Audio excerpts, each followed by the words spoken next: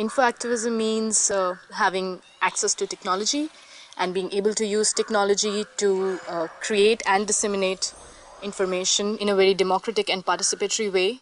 Giving people information that helps them make informed decisions, helps them mobilize and motivate their communities, and it also means helping to raise hope in circumstances where that's the last thing that you actually feel you have. People who haven't had access to sophisticated tools for communicating and for advancing their agenda now have pretty amazing access. And they have these amazing tools with the internet and mobile phones to spread messages very quickly. And the entertaining messages spread even more quickly. Has to be people-centered, has to be participatory, and has to be strategic use of different communication tools. It's about using new spaces that have opened up because of the internet and even new media as well, even cheaper forms of digital technology, whether it's video or other platforms such as online publishing. And it's about making use of all these new spaces to do, old-fashioned activism. Engagement. Mobilization. Participatory. Inspired. Compartir. ความร่วมมือ Aksi. And change.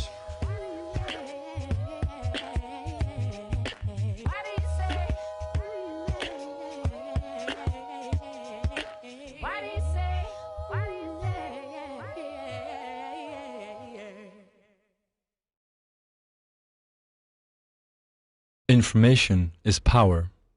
It can raise awareness, improve lives, uncover corruption and rights abuses, and when used effectively within a campaign, bring about equality and justice. Infoactivism is what happens when rights advocates use information as the primary asset for driving change. It is what happens when we turn information into action to address an issue. Infoactivism involves harnessing information and communication tools for positive social change. Here are 10 tactics, explained through successful campaigns from around the world, that you can use to turn your information into action.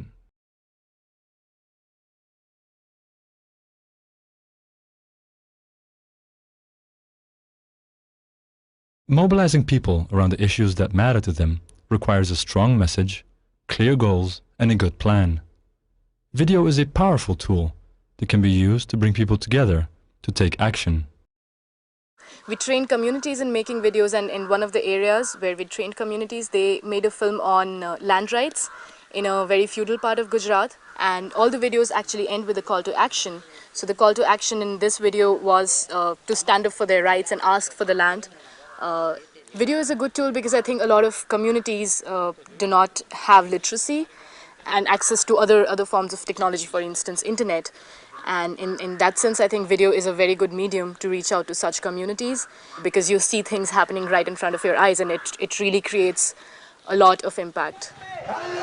And as a result of this film, which was screened in around 25 villages, around 700 people took a rally out and went to the local administrative office and filed complaints that they were not being distributed land.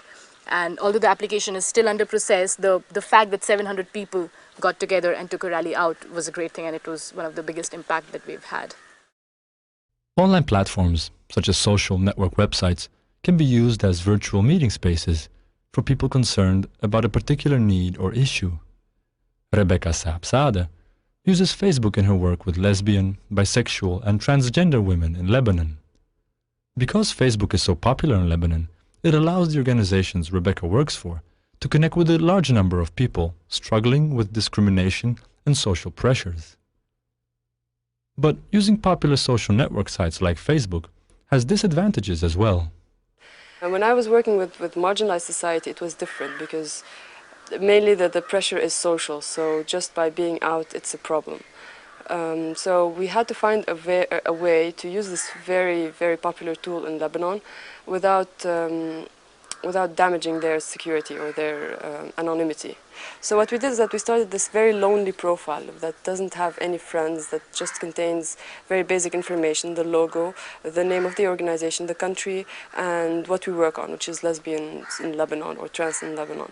And the whole point of this profile is not actually and specifically social networking. It's just to help these women or whoever is looking for support for lesbians in Lebanon to just get to our website. It's linked to our website. I mean, we have profiles in different places, but this is the point. The point is to always advertise for it in a very popular way and to get them to our website. Working with a very fragilized and marginalized community that I work with, we were aware that Facebook is not private at all. No matter what you try to do, it cannot be private. So if we start a group, for example, and a lot of girls join that group or whatever, it will be very clear that these girls are lesbians, most probably. So what we had to do is to find a very inventive way of not connecting anyone to us. The Pink Chadi campaign in India also revealed pros and cons of using Facebook. Chadi means underwear in Hindi. The Pink Chadi campaign was developed as a response to women being attacked by a right-wing political group called Sri Ram Sene simply because they were seen drinking in pubs. The Pink Chadi group mobilized 16,000 people to join the campaign within just 3 days, and it peaked a few months later with over 50,000 members. In a shocking incident of moral policing, hoodlums viciously attacked girls who were at the pub. At least 2 women. A lot of the images of this attack were broadcast on television across the country, and a lot of women and also a lot of other people got very angry at how women were being treated by the Ram Sene. There was a lot of momentum on the online group, a lot of anger and resentment that had to be translated. One of the ways that in which it did get translated was the sending of the Pink Chaddis to Pramod Mutalik. There was a lot of media coverage as well of this act, and in response what he has said first was that he would respond by giving pink saris because he wants to cover up our perversion with something decorous like a sari. The Pink Chaddi campaign or the Pink Panties campaign has definitely been successful in my opinion because it has allowed for a space in which a conversation has happened between ordinary people and the Hindu right, which is not always possible. It is a non-violent response, and it's not about beating up people who were involved in the campaign, which is very often what happens, that there is a violent response. There were various problems with the online activism which made it difficult to translate into an offline mode, and one of them was the fact that it was on Facebook, and Facebook stops you from messaging the people in your group after you hit 5,000. So without realizing, when we crossed that mark and became 16,000 and 40,000, we realized we could not communicate with anybody who was in the group anymore. And all they could be done was discussion boards and messages on the wall, which were not effective enough to communicate to everyone. Later, the Pink Chaddi campaigners learned that using Facebook had other disadvantages as well. The group's online presence was hacked into, defaced, and later deleted, while offensive messages were sent to the group's creators. Despite numerous requests on Facebook to re-establish the group, months later, no action had been taken. These examples highlight the need to be alert to both the opportunities and risks involved in using online platforms for activism. As media recording devices have become smaller and cheaper, people have started to record rights abuses as they happen. Supporting witnesses to record rights abuses and providing spaces where they can be broadcast is a useful tactic that can be used to highlight rights abuses and have them addressed. For me, the power of video lies in its ability to convey the visual evidence and the real first-hand experience of what it's like to experience, for example, a human rights abuse. And the exciting thing now is people have cell phones which they can use to capture the first-person reality that they experience. And so it's no longer just a select few who get to tell the stories. Everyone has the potential to be a witness. Witness, record, broadcast, and expose. This was the tactic used by the Turquoise Sniper, an anonymous video activist in Morocco who filmed police officers taking bribes from motorists. So what he done, he filmed those police in different places in different days of the week doing the same. It's filming about 10 or 15 police agents doing the same abuses in the street of those villages. He put that on YouTube. He published the first, the second, and the third videos. The videos were seen about hundreds of thousands of users. They pushed the government to arrest those agents, and they pushed the government actually to use the same technique and hide cameras in the street and control police agents by using the same technique that was used by the target sniper. In a different context, in Burma, citizen documentation of state abuses does not appear to have changed the behavior of its military regime. However, bloggers have recorded and broadcast what they have witnessed, putting a global spotlight on Burma, and this has raised awareness about the human rights abuses that are taking place. Now, in Burma, everything is restricted, especially, internet, email, and online stuff. But a lot of people in Burma are using blogs. So they are posting out their stories, images, whatever they can get. And then, people around the world can see what is actually happening in Burma. Blogs and cheap digital recording devices were seen as integral to the so-called Saffron Revolution that took place in Burma. As the Burmese protests about economic hardship and military brutality grew in size and frequency, reports of military violence also increased.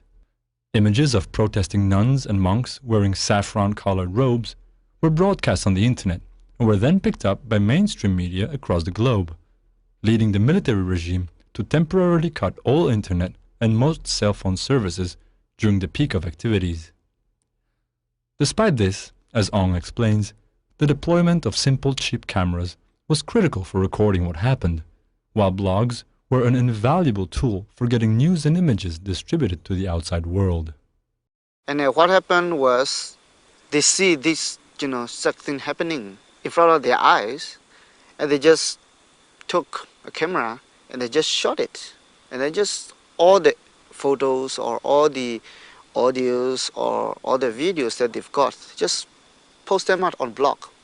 And then it automatically become, a very good success. But under repressive regimes, successful online info activism does not always easily translate into offline impacts. In Burma, many bloggers are now paying a high price for their online activism during the Saffron Revolution. Many have been jailed, with sentences sometimes stretching beyond 50 years. This shows why the consequences of online activities need to be thought through carefully in advance by those involved in uncovering and broadcasting rights abuses. Victims and survivors of human rights abuses are already vulnerable. So it's really important when we film them to make sure that we don't doubly victimize them. For us, that means making sure that people understand the worst case scenario for who will see the footage. In a digital era, you can't assume that once a piece of footage is out there, it won't be copied, placed on YouTube and seen by the perpetrator or the person who is responsible for whatever happened. So we think you should explain the worst case scenario and help people make their own judgment about whether they want to speak out, whether they want to be seen, and then take measures to protect them. So, disguising their identity, disguising their voice, taking those steps. I think one of the biggest challenges now for info activism is how we encourage thousands of people who are now participating in movements for human rights using video to think about how they understand the importance of consent, how they understand these issues, so they don't doubly re-victimize people who've experienced human rights abuses. Mobile recording devices, blogs, videos, and online broadcasting channels are just some of the ways that info activists can record and expose rights abuses and support actions that will address them. But as these examples have highlighted, it is essential to carefully consider people's need for anonymity to protect those who may be vulnerable to further abuses.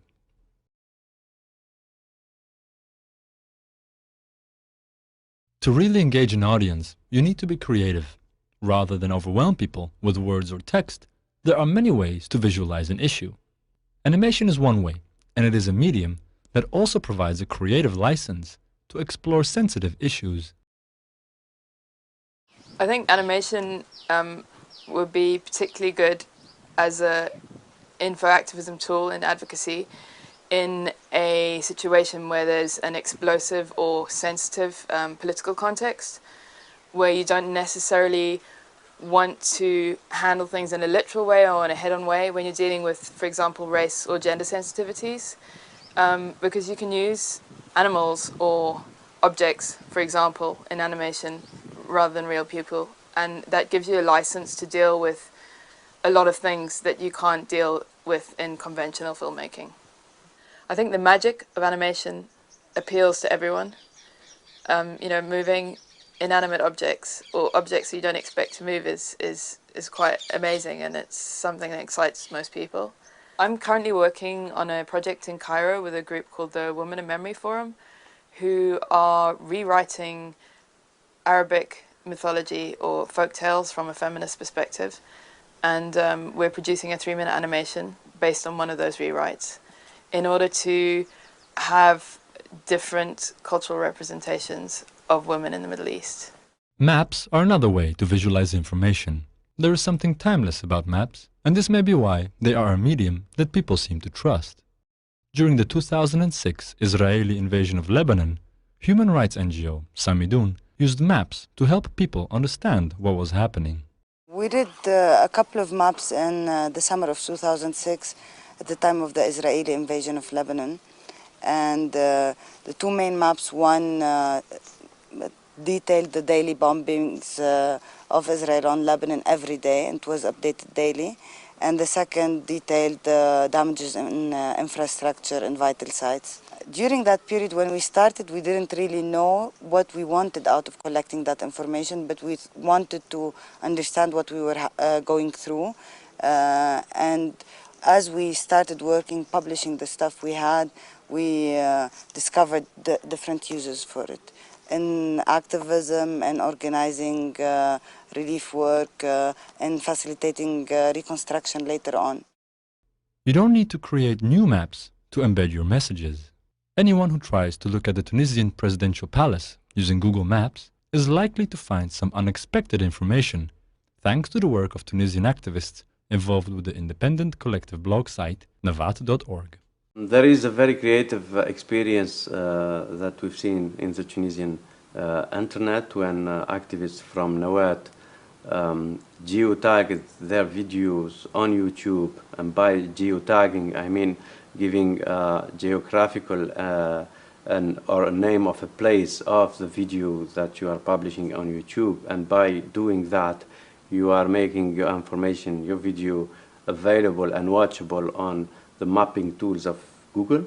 So what the Tunisian activists done, they geotagged all the videos about human rights abuses in Tunisia by putting them around the Tunisian presidential palace in Carthage, in Tunis.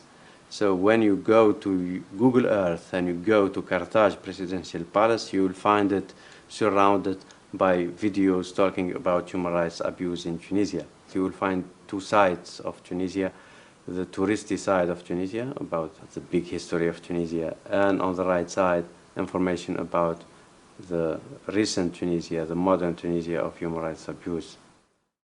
Maps and animation are two of many tools that can be used to help people to navigate and interpret information in a visual way that will engage them and embed pictures in their minds that are likely to resonate over time. It is easy to get lost in the big picture of human rights abuses. Bringing people's personal stories to the front of your info activism is one way to make sure that people's experiences are not ignored. We use personal stories in our information activism because as a feminist organization, the personal is political. And for us, they really demonstrate the real-life application of human rights and women's rights. An example where we've used digital stories in our work is in a training with two groups of women. One group of women were survivors of sexual assault because of their sexual orientation, and another group of women who had survived domestic violence. We put these stories together on a DVD, and we distributed these DVDs along with a book that gave instructions on how to integrate the stories in a human rights education program. So the stories were really meant to provide alternative training materials to people who are trying to do change-making training. We hope that that will also contribute to the information that's out there, but assist in understanding, and also reduce violence against the groups that we are speaking about, and help inform policy that is really addressing the needs of people as they identify them.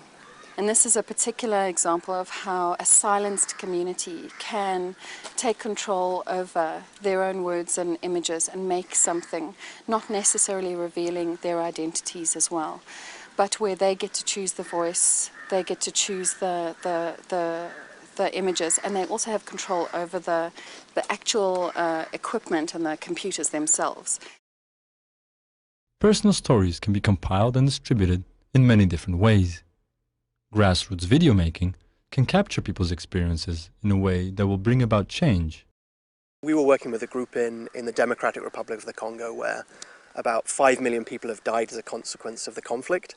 And one of the biggest problems is the use of child soldiers. And so this group was trying to find a way to engage communities to think about why they let their children become child soldiers. And so they thought how to produce a video that would open a debate in their community. And so they showed it in communities all around the Eastern Congo to start a discussion. And I think that's really important because they thought not only about what the issue was, but they also thought about what their audience was, what their goal was, and what story they had to tell. And they were successful in starting to get people thinking about that. And then they realized their campaign had moved on, and so they needed a new tactic. And at that time, the International Criminal Court was starting to think about its first prosecutions. And so they said, well, how can we influence the criminal court to think about that? Completely different audience. And so they made a different video, which really brought the voices directly of those children who had been forced into the military to show to senior officials at the criminal court. And they chose a different story. It wasn't an open story, it was much more of a directed story, saying to that audience, you need to act on this because this is a crime of war, a crime against humanity. So for me, that's really an illustration about how the power of personal experience at a local level, captured by people who are closest to it, can be used as a tactic to influence different audiences at different times to really achieve change. Blogs are renowned for their ability to blur the lines between personal and public dialogue, which makes them an effective storytelling tool. The collaborative blog project Blank Noise allows people to support an ongoing discussion about sexual harassment in India. They invite bloggers to talk about their experiences of, urban sexual harassment. But also they do it in a way where, like, in the year that I participated in, they asked us to talk about it as if we were superheroes. So it's a very interesting take on urban sexual harassment. It's not a report, it's not like a sub-story, but kind of wittily put. So it's a great way of making things readable as well for a different audience. I think blogs are good tools for infoactivism because they lend themselves to storytelling. And blogs are very personal, so it becomes quite easy for individuals to put their perspectives out there. And it's very easy to use. It's like journaling. And it's a very accessible way of writing and also reading about issues. So the way most blogs work, for infoactivism and for advocacy is through blog communities. So blog communities center around a particular issue, and they usually have a time frame where they write around a particular issue. Blogs, documentary videos, and online stories are three ways that personal stories can be used to ensure that people's experiences reach different audiences and bring about social change. A good joke can spread far and wide and can be a powerful tool, especially when it is used to criticize or mock power in environments where it is difficult to do that in a direct way.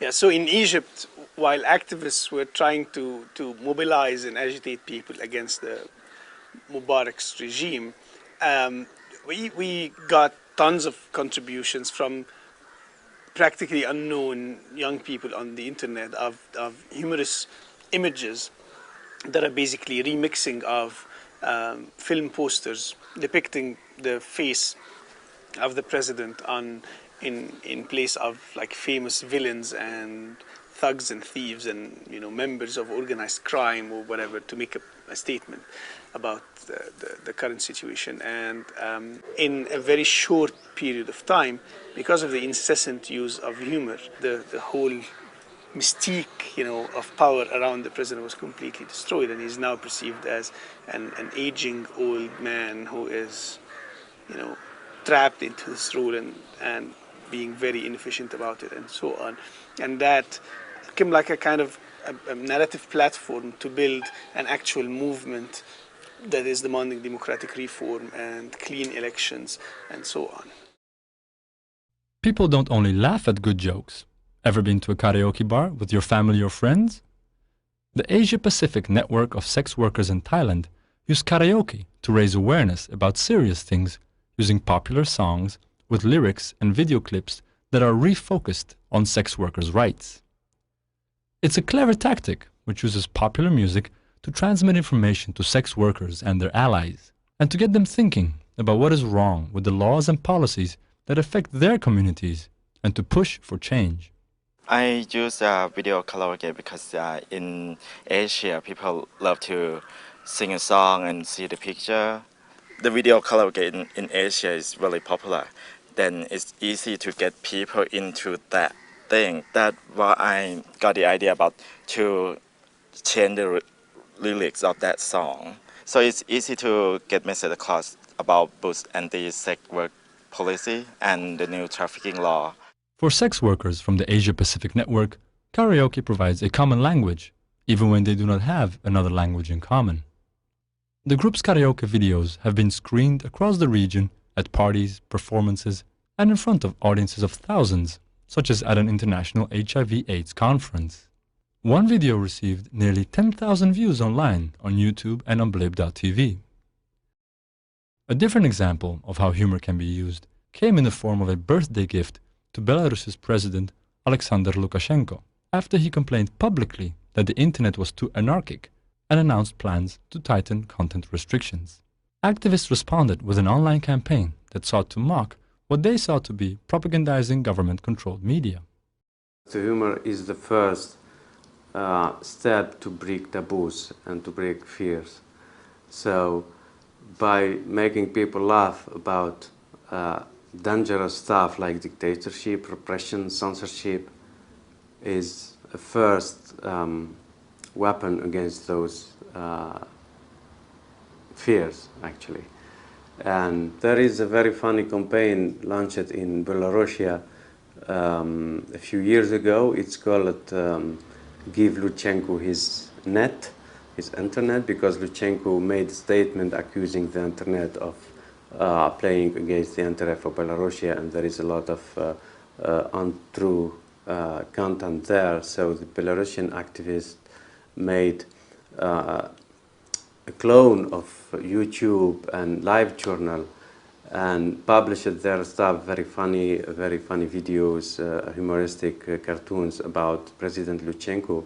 This kind of use of tools that are easily identifiable by internet user, but switching the content to something politically and having it and shaping it in humoristic pattern that makes fun and that makes political content interesting.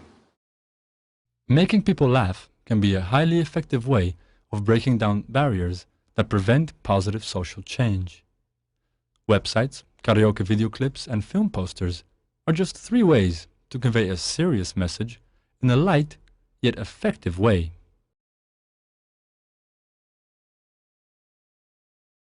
Sometimes an overlooked part of info-activism work is the value of maintaining and sustaining healthy networks. Networks are power in the digital age, and exploiting them fully requires planning and time. All the non-profit work and campaigning is basically, when you go down to the basics, it's basically about people. And when you translate it into technical language, people are contacts. And not only people, but also organizations, groups, relationships in between them. All of this is in the information that you can build on, that you can use to engage your audiences, you can use to engage your targets. So I'm personally involved in a project called CVCRM, which is a free and open source software built especially for non-profit organizations and advocacy groups. And it has been built with a lot of feedback from all those groups. So in my personal opinion, it's basically an excellent tool for managing contact information. Frontline SMS is a different kind of software that also supports targeted network communication, this time specifically using SMS. Well, managing contacts is obviously important from an organisational point of view, but speaking from the perspective of somebody that you're communicating with, the last thing they want to be receiving is messages or information they're not concerned about, that doesn't interest them, is not relevant to them. So if you're running multiple campaigns, clearly you don't want to be sending the wrong groups of people the wrong messages, and it may be necessary to send a message just to women in a particular area or to maybe human rights activists working in a particular region. If you're not categorizing people in the right way, then you're going to start blasting people with things they don't want. Not only does that affect the effectiveness of your project or your campaign, but it also upsets people and it can be very, very counterproductive. So a good example of how Frontline SMS has been used to help send targeted messages and communicate with targeted groups was during the reconstruction efforts after the Asian tsunami, where a project being run by Mercy Corps was looking to have conversations and send specific information to a different number of groups. So using Frontline SMS, they were able to group people into different categories, and these people included farmers who might want to know the coffee price for the day or different coffee prices in different markets, government ministers who wanted summary information on the kinds of prices being charged and being paid in different areas. Other people wanted weather forecasts, and using Frontline SMS and using the grouping facility and functionality within the software, they were able to put people into multiple groups depending on what information they wanted to receive, and then they could then target those people with an SMS, providing them with that market price or that weather report or whatever the information might be. If you want to manage your contact information in your info activism work, you need to be systematic, you need to try to integrate information collection on almost all the levels, and after some time of this, well, I will not hide it, it's an effort. After some time you will see incredible effects of seeing different connections, seeing patterns, basically getting a very powerful tool to find out about what's happening around you and giving you a powerful tool to achieve your goals.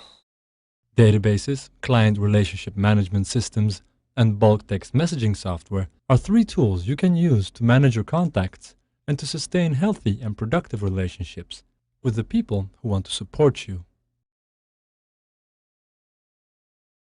Sometimes issues are very complicated. They may involve situations that have been evolving for a long time, or they may be connected with many events and many different people. To enable an issue to be understood, you may need to find out what information exists and whether you have a legal right to access it. Every year, most of us pay our taxes to the government, and every few years we elect the representatives who will run that government, and therefore we're handing over power and money, and we have a right to know how that money is spent and how that power is exercised. In over 82 countries around the world, access to information or freedom of information laws which give everyone the right to ask a question and to get an answer from their government. The international standards are very clear that access to information procedures should be simple, fast and free. And generally they are. In the great majority of countries, filing a request for information is free. So we have many examples from around the world where people have asked the government a question, got information, and used that in public debate to change the way things are done. FarmSubsidy.org is an initiative that lobbies for access to information about government farm subsidies across the European Union. It aims to ensure that journalists and civil society are able to scrutinize how the billions of euros of funding allocated for farm subsidies is spent. Within our campaign at farmsubsidy.org, when we're successful, we're almost faced with an avalanche of information, and deciding which information to draw attention of the media to is very difficult. And if you've got an enormous data set and you're trying to find out ways to present it to people, one really good way of doing that is to make it relevant to them in their locality, in the area where they live. And a great way of doing that is to use a map, to plot the data out on Google Maps, and it's quite easy to do that now. The technology is free. We've done that with Sweden because we got excellent coordinate information for each payment for Sweden, and so we were able to present 7 years worth of farm subsidy payments in Sweden on a single Google map, so people could zoom right in to find out where the money goes in their area, and that really makes it relevant to them, much better than looking at a great big long list that goes page after page, boring text. But getting access to government information is not always easy, whether a freedom of information law exists or not. It took me 3 years to get the data on the UK farm subsidy recipients, and I'm not quite finished, in fact, with my request. So you have to be prepared for a long fight and to not take no for an answer, and to use any tactic you've got, whether it's your legal rights or whether it's the kind of political pressure that you can apply through anyone you might know who's working in the area, or maybe even through the media. You need to just build up the pressure using your rights as a citizen. In another example, technologists and rights advocates obtained information from multiple sources, including government and non-government agencies. The information came in many different forms, and so the challenge lay in making it meaningful to a global audience who could then take action. A project I was involved with was the featured layers on the Darfur crisis in Google Earth. We were a team of about a dozen people assembled by the United States Holocaust Museum, and they wanted to, in a very engaging way, raise awareness of what was happening in Darfur. So we really pushed the boundaries of what could be done in Google Earth, and had a great amount of information, spreadsheets, photos, videos, plus the base layers in Google Earth themselves, which were recently updated satellite images of often of villages which had been destroyed in Darfur. And we spent about 6 months working with that data to really pay proper respect to the situation there so that we could convey a powerful message. It got great coverage by Google and in the media, and thousands, maybe even hundreds of thousands of people, maybe even millions, have seen those layers and greatly raised awareness of the issues there. We also provided direct means for people to get involved in the campaign. So from the layers, there were links to sign petitions and get even more deeply involved in the cause. It is not always an easy task, exercising your right to information and then finding the right ways to present dense information to engage the public. But it is an important tactic in info activism. If you can persist, you may be rewarded with significant leaps forward for your cause.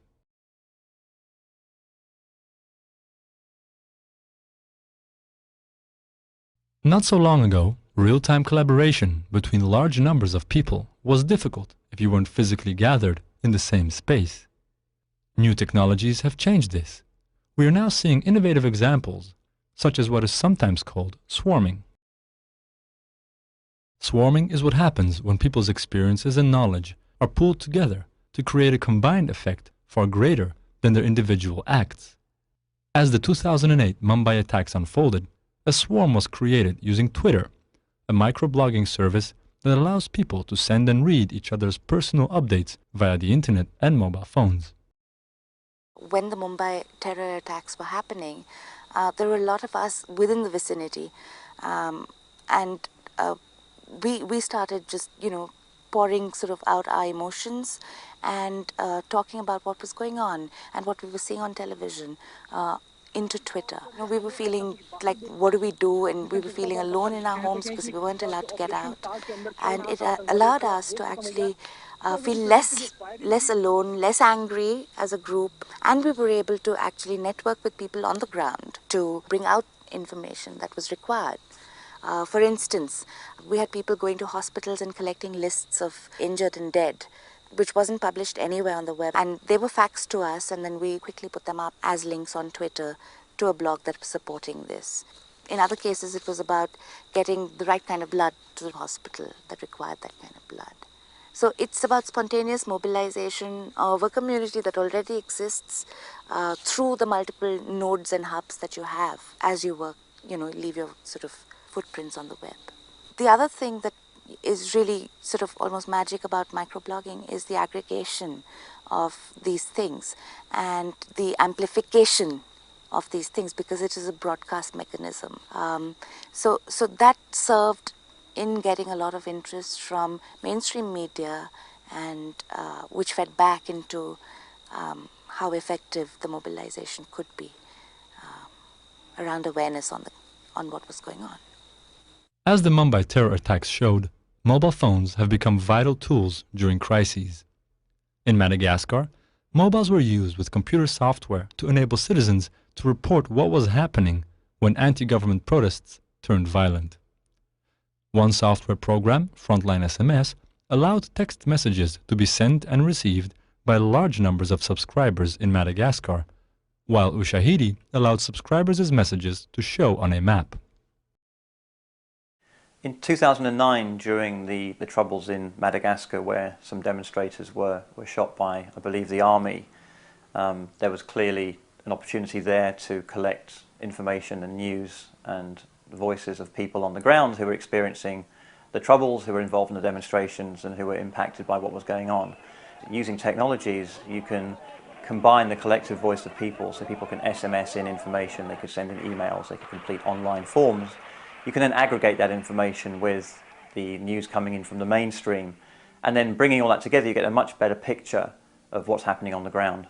And Ushahidi, the crowdsourcing platform, which used Frontline SMS to allow people to text a number and then contribute to the news through their mobile phones. So people could go to the internet and send emails, or they could go onto a website and complete a form. But people generally prefer, through convenience and speed, to send in an SMS. And Frontline SMS was used to collect those messages, which were then posted to the Ushahidi site. And from that point, they were aggregated with the other reports coming in, including information from the mainstream media, and then placed on a map. And it gave a very good idea of where the hotspots of the trouble were, and it gave a much broader view of what was happening in the country than otherwise would have been given. As these examples illustrate, mobile phones, when connected with online platforms, can be a powerful way to combine experiences and knowledge to report events comprehensively as they unfold.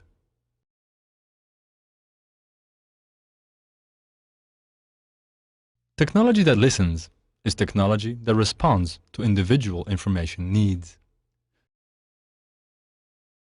One example is Infonet's budget tracking platform, which allows people to send free SMS inquiries about the allocation of funding for development projects in their local area. Citizens can then contact social watch groups to assess if funds have been spent in the way that was intended.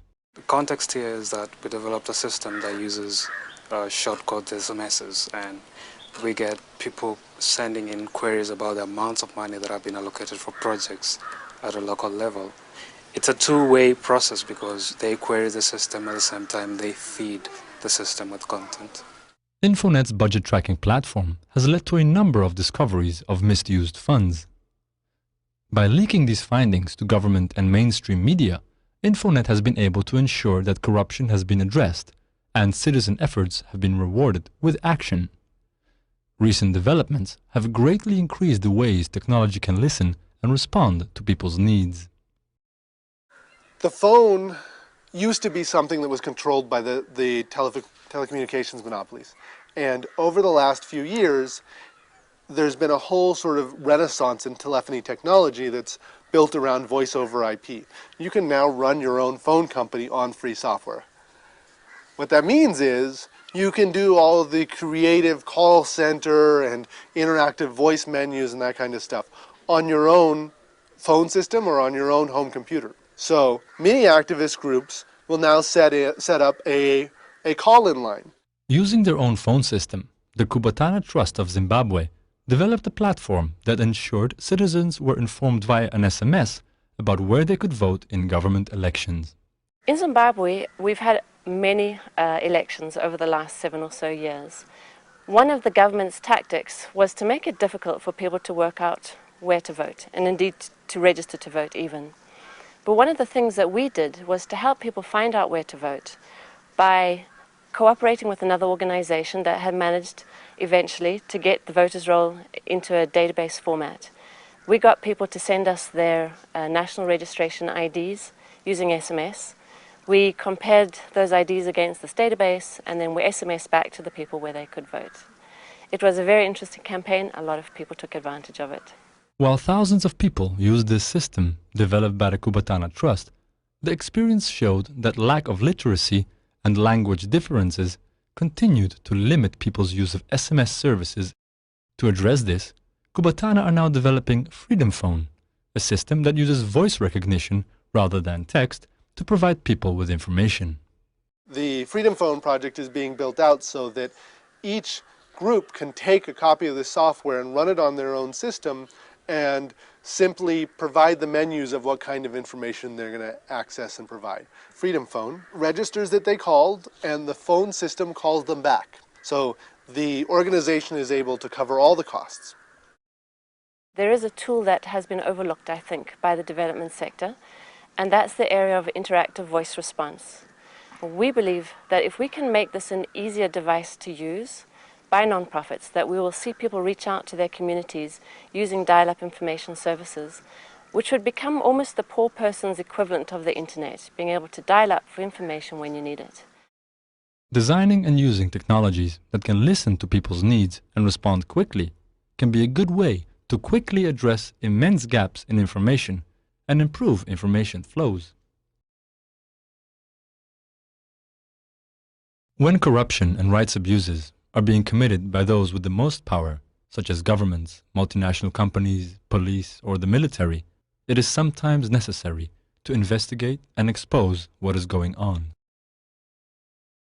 Although there was widespread knowledge of police brutality in Egypt, it was an issue the mainstream media seemed unwilling to report on.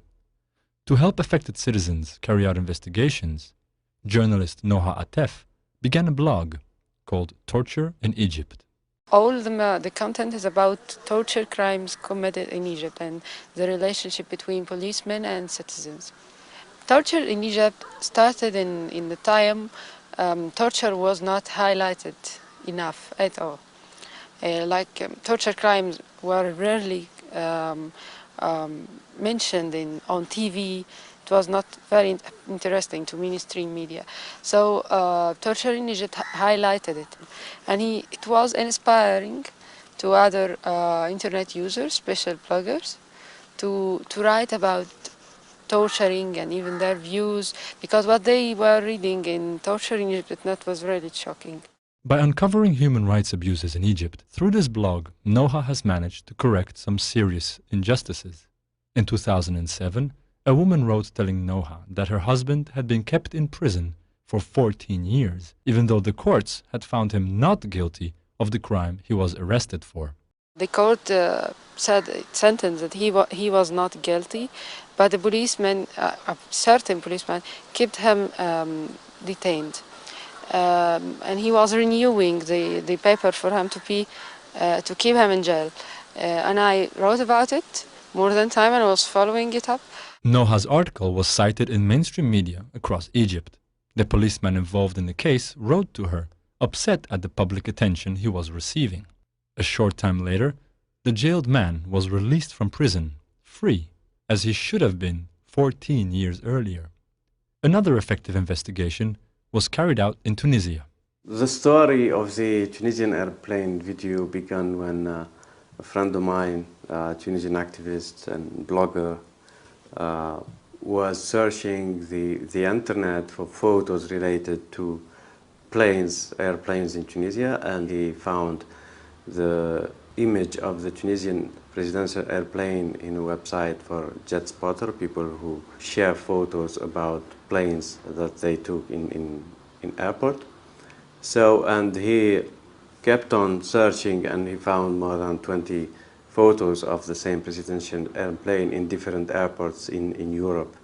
So what he done, he went to the Tunisian presidential websites and took the list of the official trips of the Tunisian president and compared that to the photos with dates and places of the image of the Tunisian presidential airplane in Europe, and he found out that only one trip was official.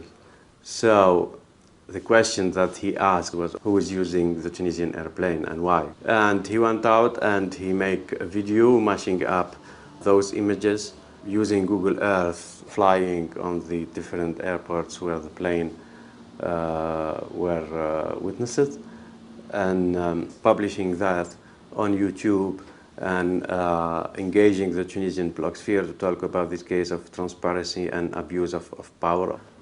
Big mainstream media like Foreign Policy magazine, who published a story about that, investigated the case and said that the Tunisian airplane was used by the First Lady of Tunisia for some personal shopping in luxurious shops in Europe. As a result of the public attention this video received, the government in Tunisia blocked YouTube and another popular video sharing site, Dailymotion. Despite this story, like the Torture in Egypt blog, shows us how the internet can be used both as a tool to investigate abuses of power and to broadcast and spread the truth.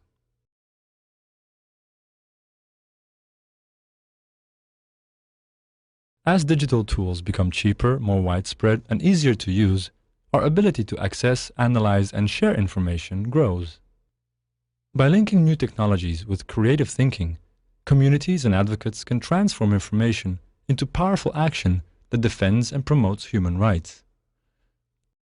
Tactical Tech have been working with rights advocates to use information for advocacy for over a decade.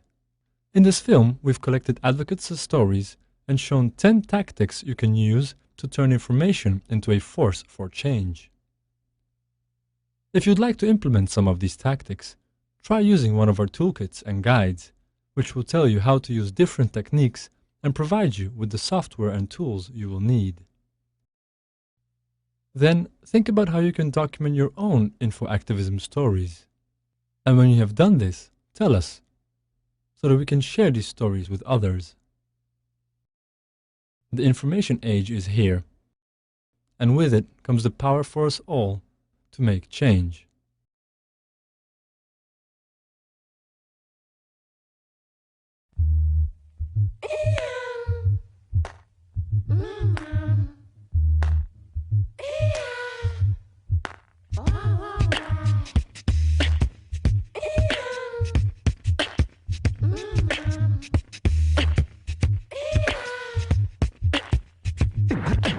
Mon amie, quand elle est arrivée, elle a essayé de s'expliquer. Tous les mots étaient incomplets, mais les gens n'ont jamais pu les plaire. Puis enfin, Aline est arrivée en chantant ses belles mélodies. C'est sans mots et moins compliqué.